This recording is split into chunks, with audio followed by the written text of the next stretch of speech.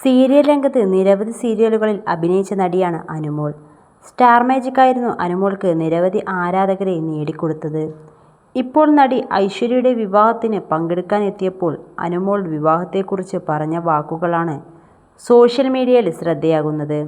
YouTube ചാനലുകളോട് സംസാരിക്കുമ്പോൾ വിവാഹത്തെക്കുറിച്ച് ചോദിച്ചപ്പോഴാണ് അനു തൻ്റെ വിവാഹ ഡേറ്റ് പറഞ്ഞത്.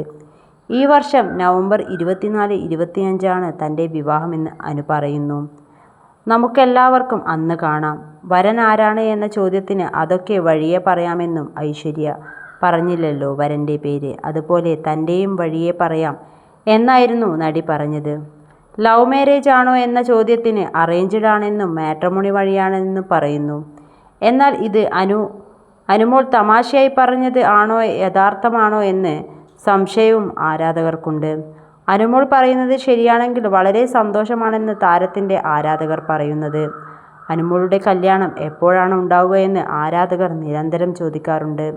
സ്റ്റാർ മാജിക്കിലെ തങ്കച്ചനും അനുവും പ്രണയത്തിലാണെന്ന തരത്തിൽ സംസാരമുണ്ടായിരുന്നുവെങ്കിലും തങ്കച്ചൻ തൻ്റെ ചേട്ടനെ പോലെയാണെന്ന് അനു പറഞ്ഞിരുന്നു.